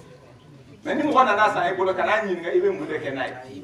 kɔrɔna sɔrɔ 49 a ye 11 12 k'a kana ɲɔgɔn sɔgɔ bɛɛ e ye lɛ marala ye i nana lɛ ne ka lɛ bɛ feere na i b'a feere a banna a lamɛn dɛ n'a bɔra lɛ kelen na kɔrɔna kɔnɔna na bagan bɛɛ lajɛlen dunni dagalen don a bɛ ni fali caman b'i bolo ala ko surtout yasini kɔnɔna na ko bagan dɔ bɛ yen a bɛ aw nafa ka yɛlɛ kan baganw de don bagan dɔw marali baara in kama a nafa ka bon kantigɛli de ma i n'a fɔ so ninnu ani ɲɔgɔmɛ ninnu c'est à dire que a nafa ka bon e k'a kantigɛ k'a dun quoi a bɛ mɔgɔ mun ɲɛ i ye o mɔgɔ sababu a gardera fo mɔgɔ harisatigiw nana ka sin k'a ye k'a fɔ ko mɔgɔ rufu de c'est à dire que fɛn kan fɛn kɔni don c'est à dire que i man kan tɛ ko ala kɛra de ko tɛ ko a kɔni don k'a sɔrɔ nkalon de don ala kɛra tɛ kiiri di quoi ala de bɛ kiiri di ma ala ye kiiri mun di ma o de ye nin ye quoi bagan bɛɛ lajɛlen dunbaga ye fali wulu so ɲɔgɔmɛ a bɛ fo n'a bɔra lɛ la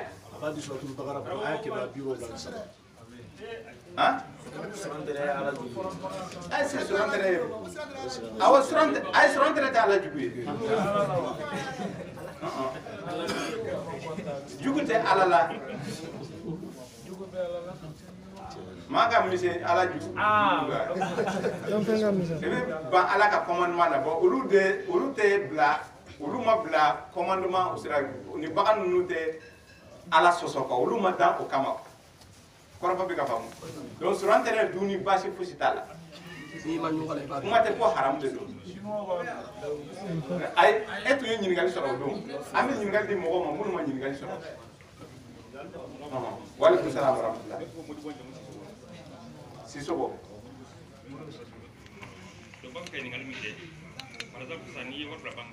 n'i ye wari bila banque la condition fila ye banque commission fila compte courant bɛ compte épargne bɛ yen compte courant bɛ épargne bɛ yen voilà dɔ la bɛ dɔ bɔ a la dɔ la bɛ dɔ fara a kan dɔ la i bɛ dɔ bɔ a la dɔ la i bɛ dɔ fara voilà bon donc kisa bɛ tugu o kisa ka ɲi kosɛbɛ bon n ka ɲininkali filanan min ye yala n'a fɛ seli su fɛ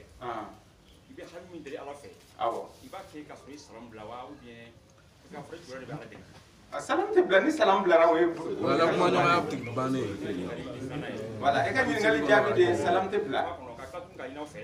bi kɔfɛ a bɛna fama ma doni parce que n bɛna taa i sigiyɔrɔ la i bɛna taa i sigiyɔrɔ ka dugawu ɲini aw fɛ ne fana bɛ dugawu kɛ Côte d'Ivoire ala sɔnna n b'a fɛ ka taa ala ka sira diya an ka dugawu b'i ye an balimakɛ Sisoko i ka ɲininkali fɔlɔ nin banque ka baara banque bɛ comme commerçant banque bɛ comme sanni feerekɛla ala ko suratu nisa ye kɔnɔ kɔrɔna sura 4 verset 29 ale ala ye sanni feerew daga aw ni ɲɔgɔn cɛ sanni feere dabɔra jumɛn kama ko tɔnɔ quoi e delila ka mɔgɔ dɔ ye a taara téléphone san ka caman téléphone boutique ninnu ka téléphone san 5000 ka na tila k'a feere 5000 e delila ka ye pour k'a bɛ dɔ d'a kan jago kun ye tɔnɔ ye jago kun ye tɔnɔ ye jago kun ye tɔnɔ ye n'o tɛ jago bɛ dabila ala y'o de fɔ bon sisan banque fana ka sanni feere fɛn ye na ale ka sanni feere wari de don ale bɛ wari yɛrɛ de feere mɔgɔw ma a ka marchandise ye wari de ye mais e ko k'a kana tɔnɔ ɲini a kan ko o ye riba n'o don garde tɛna jɔ a da la bilen dɛ garde tɛ jɔ a da la donc sisan e bɛ fɛ ka taa o ka miliyɔn 1 d'i ma e bɛ taa baara kɛ n'a ye ka tɔnɔ ɲini mais olu man kan tɛ ka tɔnɔ ɲini i bɛ segin ka na o ka miliyɔn 1 d'u ma bon i b'a ye hakili ko tɛ quoi mɔgɔ minnu bɛ nin kuma ninnu fɔ wari b'i bolo n'i y'a bila o bɛ taa i ka so attaquer e tɛ se ka sunɔgɔ wari da la e bɛ se ka sunɔgɔ wari da la donc sisan e bɛna taa kalifa mun na e ko a kana o kɛ ni risque c'est-à-dire que k'a ka a mara i bolo ten dɔrɔn k'a kana a ka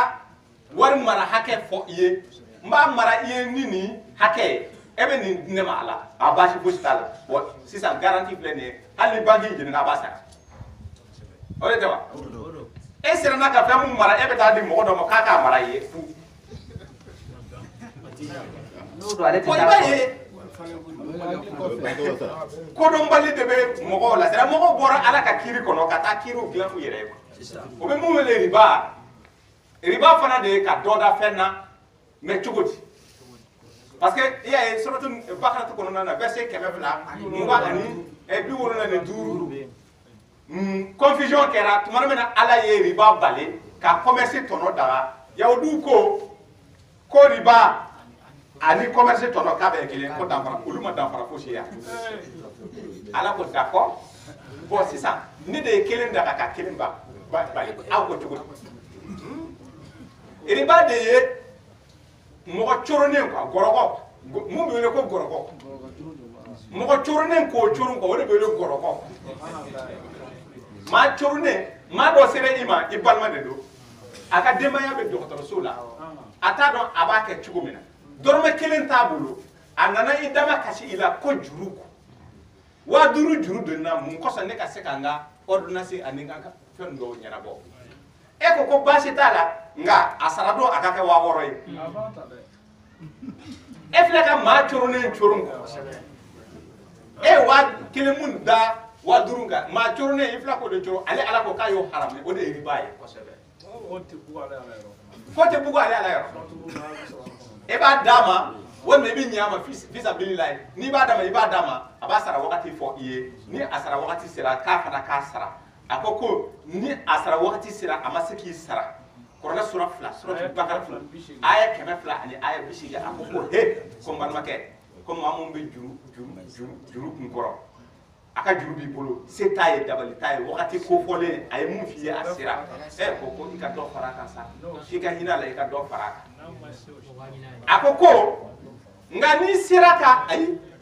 a sara wagati quoi k'i ka dɔ fara a sara wagati kan délai i ka délai wɛrɛ di a ma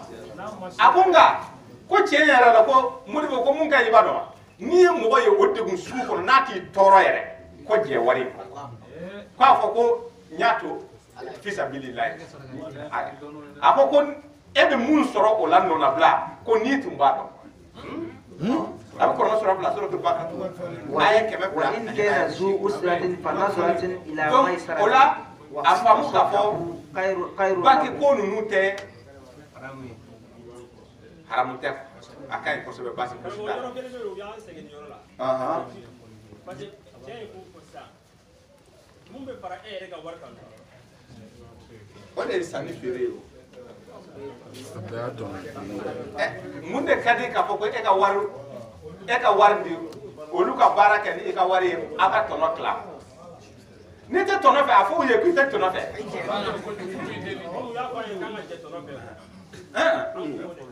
donc a f'u ye dɔrɔn yala i ye téléphone mun san ka na e kan k'a feere e kan ka jɛ a tɔnɔ kɔ wa ni sanni feerefɛn ye wari kɛra sanni feerefɛn wari in yɔrɔ de bɛ k'u tɔrɔ pe quoi wari bɛ kɛ sanni feerefɛn ye quoi mɔgɔ dɔw bɛ yen u mago bɛ wari misɛn de la walasa u ka fonctionner wari misɛn u mago bɛ wari misɛn de la walasa ka fonctionner e bɛ cɛsiri ka taa dɔrɔmɛ 10 ɲini k'a kɛ dɔrɔmɛ 100 ye donc e b'a fɛ sisan e k'i jɔ goudronda la ni mun bɛ baara kɛ ni wari misɛn i n'a fɔ sotarama kɔkɔ rayida yɛrɛ da y'a jɔ n bɛna n ka 100 fala ka 100 biye bɔ k'a d'i ma k'a wari misɛn minɛ est-ce que i bɛ sɔn ma i fana b'a feere 10 de i b'i ka tɔnɔ de d'a kan maintenant tɔnɔ da ye yɔrɔ jumɛn o la i bɛ dɔrɔmɛ 10 de bɔ a la i ka tɔnɔ bɔlen don a la sisan n'i mago bɛ wari misɛn na dɔrɔn a filɛ nin ye wari misɛn filɛ nin ye 90 de i bɛ 100 di yan a y'a ka tɔnɔ ta déjà ni yɛrɛ de ye jago de ye ni yɛrɛ de bɛ jamana lawuli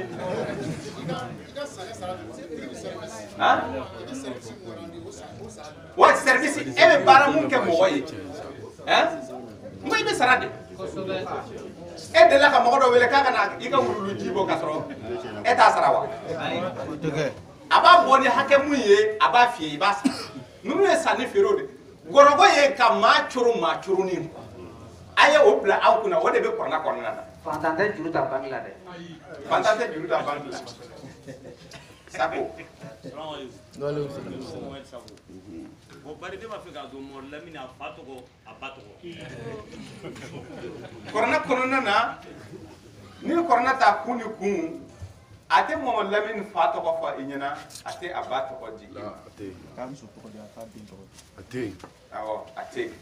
donc ni maa ye Mɔmɔdu Lamini ba tɔgɔ fɔ i ye k'a ba tɔgɔ fɔ i ye wuli ka bɔ i ka haju fɛ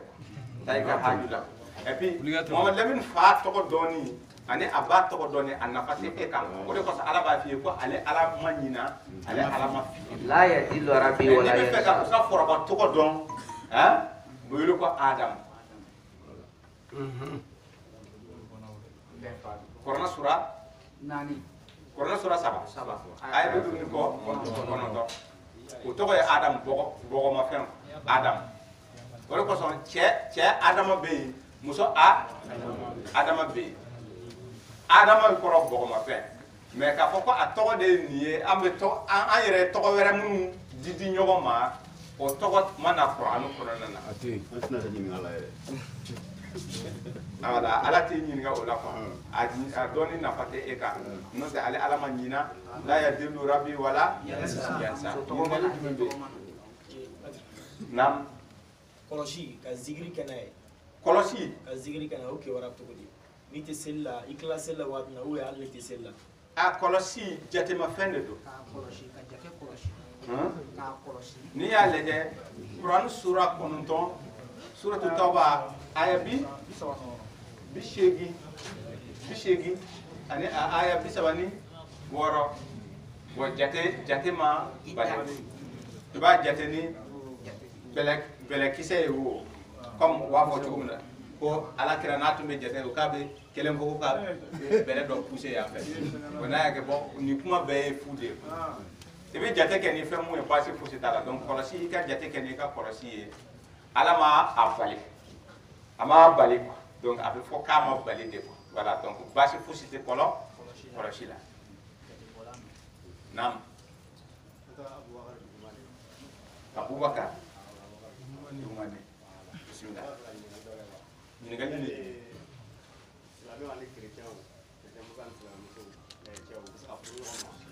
Korna sura duru aya duru ki ma ko furu ɲɔgɔnya bɛ se ka kɛ u ni ɲɔgɔn cɛ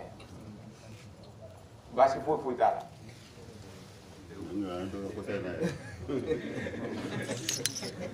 ko limana jɔn ka di limanaya jɔn ma suratul bakara tu korna sura fila aya 100 aya 21 yala i sigalen don k'a fɔ ko chrétien bɛ limanaya kɔnɔ wa u tɛ limanaya kɔnɔna na i bɛ taa suratul bakara tu ta alikuranɛ sura fila aya 100 aya 30 duuru ka taa bila 6 a ko Mamadu Lamini yahudiyaw ko olu de f'i ka kɛ yahudiya walasa i ka alijana sɔrɔ nasaraw ko f'i ka kɛ nasara ye walasa i ka ala sɔrɔ ala y'u fila bɛɛ jaabi a ko f'i ka kɛ nabi Ibrahima ɲɔgɔnna ye mɔgɔ mun tun tilelen don ka i yɛrɛ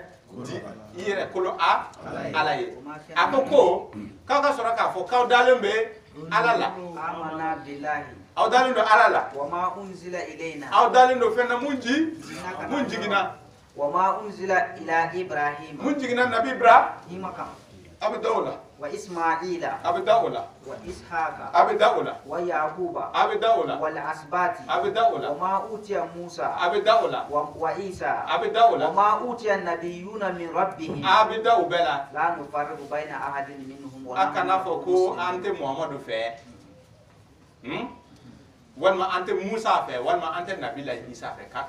kɛ o bɛɛ fɛ a bɛ sɔrɔ ka mun de tugu a la ونحن له مسلمون aw k'aw yɛrɛ kun ko la aya 136 ayi 137 فإن آمنوا بمثل ما 137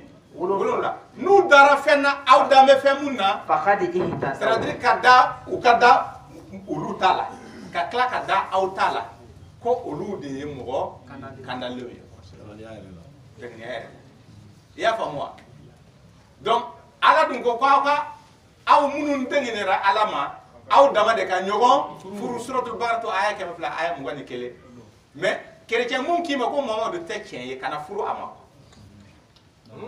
wa silama mun ko an b'a wele silama mumini den mun ko Nabila Isa tɛ tiɲɛ ye a t'a tiɲɛ na quoi kana i denmuso d'a ma kafiri de kɔrɔfɔ bɛ ka faamu mɔgɔ mun ko k'a bɛ Muhamadu nɔfɛ mais ale tɛ kira Musa fɛ walima a tɛ Nabila Isa fɛ kana i den d'a ma kafiri den de don limana jɔn tɛ quoi ko limana sirilen don fɛn mun na a y'o de fɔ ka jigin ko aw bɛ da ala ka kumaw la ala ka kitabu jiginnenw na n'i kɛra chrétien i bɛ da Musa ka kitabu la Musa ka kitabu i bɛ da la i bɛ da Muhamadu ka kitabu la n'i kɛra Muhamadu nɔfɛtɔmɔgɔ i bɛ da Musa ta la i bɛ da Nabila Isa ta i bɛ da ninnu bɛɛ ta la i bɛ sɔn ka fɔ ninnu bɛɛ ye kira ye mais bɛɛ n'i ka kitabu kɔrɔfɔ bɛ ka faamu o la i b'i denmuso di a ma a b'i denmuso furu i b'a denmuso furu quoi kɔrɔna sɔrɔ dɔrɔn aya sɔrɔ dɔrɔn bi segin fila a b'o fɔ o chrétien yɛrɛ de limaniyɛn don Muhamadu ka min jiginna Muhamadu kan ko chrétien yɛrɛ de limaniyɛn don la juste suratu verset 82 olu sɔnnen don komi yahudiyaw bɛ yen ani hadisatigiw bɛ yen yahudiyaw ni hadisatigiw bannen don mumini k'olu tɛ mumini den ninnu fɛ mɔgɔ minnu tɛ mumini denw fɛ ko hadisatigiw ani yahudiw b'a la bugaritigi i y'a faamu wa naam waaleykum salaam wa rahmatulah ɲininkali kelen de b'i fɛ so bon komi sɔnni ka sariya maa mɛn ko ni kuma tɛmɛnen ka se kuma kun saba ma ko i ka fiyara k'i kan ka tugu kura ye quoi bon b'a fɛ k'o kisa de kɛ parce que waati dɔ la i bɛ taa sɔrɔ kuma ye kuma sɔrɔ quoi o kisɛ suruman de tiɲɛ tɛ quoi mɔgɔ minnu b'o fɛ olu yɛrɛ de ye kafiri ye i y'a mɛn n'i y'a mɛn mɔgɔ o mɔgɔ da kafiri de don parce que a ye fɛn fɔ ala kan ala ma fɛn mun fɔ a ye kiiri di kiiri mun tɛ ala ka kitabu jiginnen kɔnɔ wa man lam yahkum donc o kuma tɛ tiɲɛ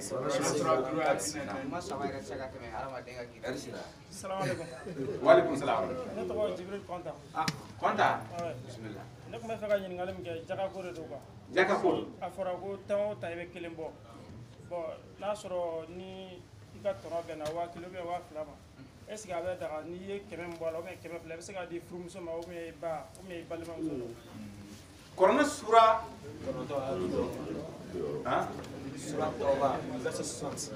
Korona suratul Nisa sura 4 chapitre 4 verset 23 bɛ o jaabi di a bɛ balima dɔw fɔ i ɲɛna quoi a bɛ balima dɔw cité i ye ka aw bɛɛ kɛ juru kelen ye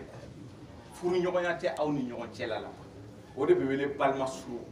o balima suru Korona sura 30 suratul Rum a verset 38 b'a f'i ye olu ka hakɛ bɛ i yɛrɛ ka fitinin de kɔnɔ u ka hakɛ bɛ e yɛrɛ ka sɔrɔ fitinin in kɔnɔna na suratul Isra fana bɛ segin aya 26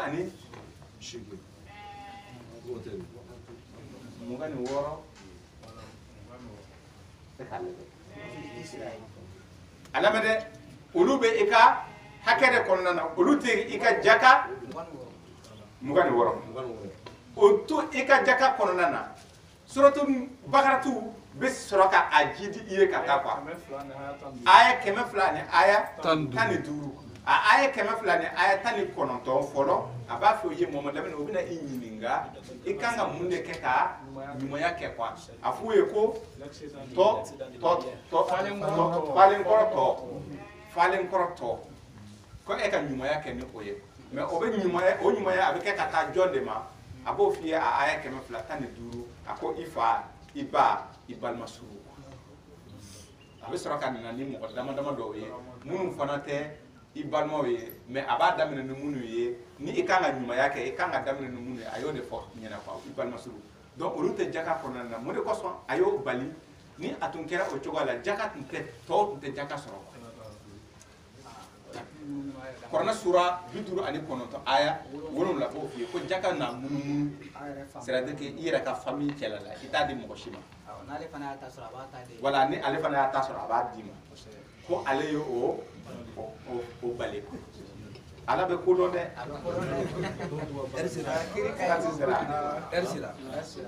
an bɛ ɲininkali di nin ma walekum salam wa rahmatullahi jaka ko la voilà bon donc aw e yɛrɛ commerçant awɔ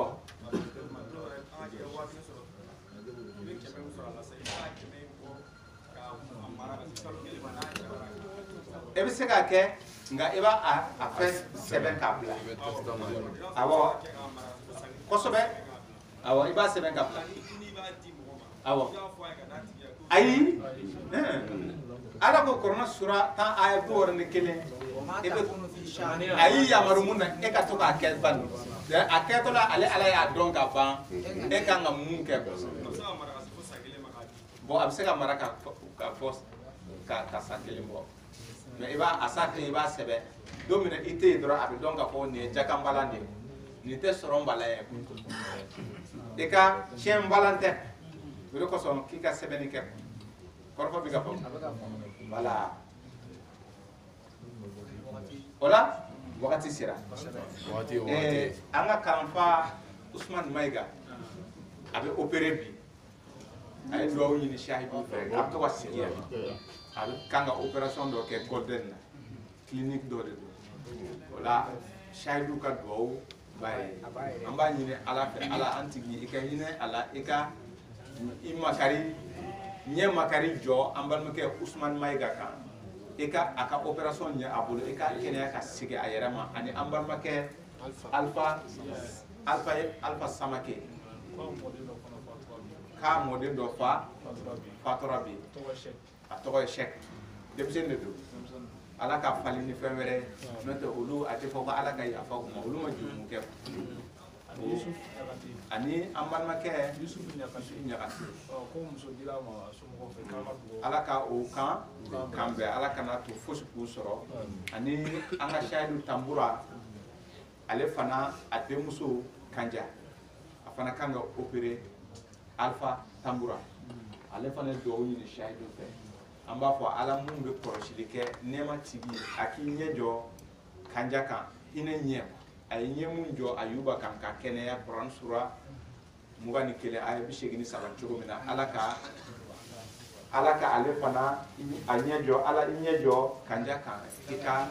a ka dimi ni wuli ka bɔ a kan i ka sigi a yɛrɛ ma Yusuf Sibi na an balimakɛ Amala Kongo ko a muso a bɛ ka sira ɲini a muso ye ka taa ko ka dugawu k'a ye ala k'a sira nɔgɔya an balimakɛ Ibrahima Traoré ale fana voyagera ka taa Côte d'Ivoire ko ka dugawu k'a ye taa ni ka segin na Ibrahima Traoré ani Kalafa Jara olu taara Sénégal ala k'u kɔlɔsi ni mɛlɛkɛw ka kamaw ye Kuran sura 13 suratul Ra'd verset 11 sɛbɛnnen bɛ yen k'ale bɛ mɛlɛkɛw bila ka maaninfinw garder ala ka mɛlɛkɛw bila ka an ka kalanfa ninnu n'o ye Ibrahima Traoré ni kalanfa Umar ninnu ani sahidi o sahidi ni a bɛ tagama sira kan ani mɔgɔ minnu bɛ yen ni an ka limanaw de don ala ka olu fana kanda k'u tanga kisi balaw tɔɔrɔ ma an ka sahidi dɔ ale taara Gimbala